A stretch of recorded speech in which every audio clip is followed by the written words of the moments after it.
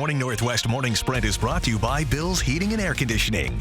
It's 6:53. We have everything you need to know to start your Tuesday here in the Morning Sprint. Mark Peterson is tracking today's rainy forecast, and Destiny Richards is live at Wanderlust Delicata with changes you can expect when you dine in. But first to Olivia Roberts with the latest on the life and legacy of George Floyd. Floyd, the man who inspired a global movement, will be buried in Houston today. Floyd will be surrounded by his closest friends and family, carried home in a horse-drawn carriage. The private funeral will be held at the Fountain of Praise Church this morning. Civil rights leaders and other influential speakers will honor Floyd's name at the service. Shortly after, he'll be carried to Houston Memorial Gardens to be buried next to his mother. Today's service will be much more intimate than the memorial held yesterday, where more than 6,000 people gathered to honor Floyd's life. I want to thank everybody who came out to see my brother and cheer him on the victory for his last lap. Friends and family will be the only ones allowed inside the church during the funeral services. Reverend Al Sharpton is expected to give the eulogy. And you can be a part of the service from your own home today. ABC will air a special report at 9 this morning. You can watch it right here on 4 News Now or stream it live on KXLY.com. A judge in Virginia is putting the brakes on the removal of a statue of Confederate General Robert E. Lee. The order to temporarily block the removal came yesterday, days after Virginia Governor Ralph Northam announced plans to remove the monument. According to the Washington Post, the lawsuit argues that the state promised to protect the statue when it annexed the land it stands on. Northam's spokesperson says the governor, quote, remains committed to removing this divisive symbol from Virginia's capital city. Protesters outside Spokane City Hall weren't the only people holding a megaphone. Spokane City Council President Brian Begg stepped out to answer their questions and laid out more than a dozen police reform ideas that council members are considering. Among them, releasing body camera video within 45 days of a request unless there's a current criminal investigation, and restricting the use of firing rubber bullets to defensive actions.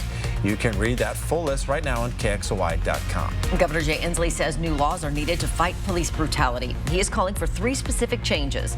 The first would be a new unit to investigate police killings.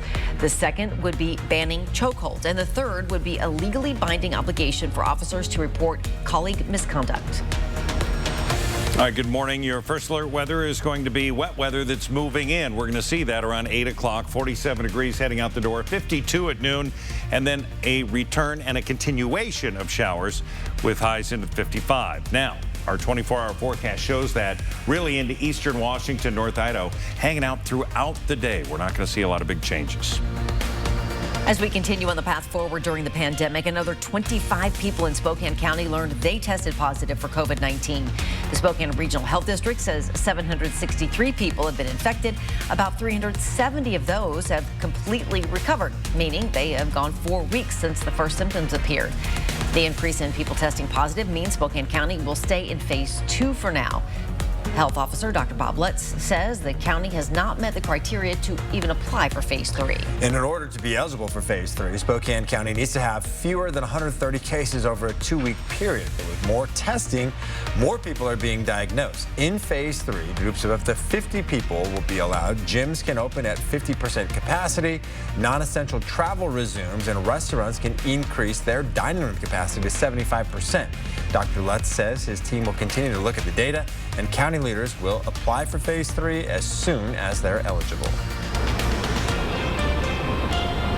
Wanderlust Delicata has been open since day 1 of phase 2, but there are a lot of changes in place. If you dine inside, all the tables are socially distanced. You're encouraged to wear masks, but not required. They'll be open under limited hours starting next week, about from 11 a.m. to 6 p.m. And all the details about their reopening, as well as their new rooftop cooking classes, can be found on KXLY.com.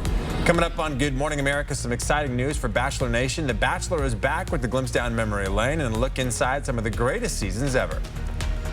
Sometimes we ask ourselves, did we really meet on The Bachelor? Is that how this all started? That's GMA's exclusive preview just ahead. Back with your final look at weather next.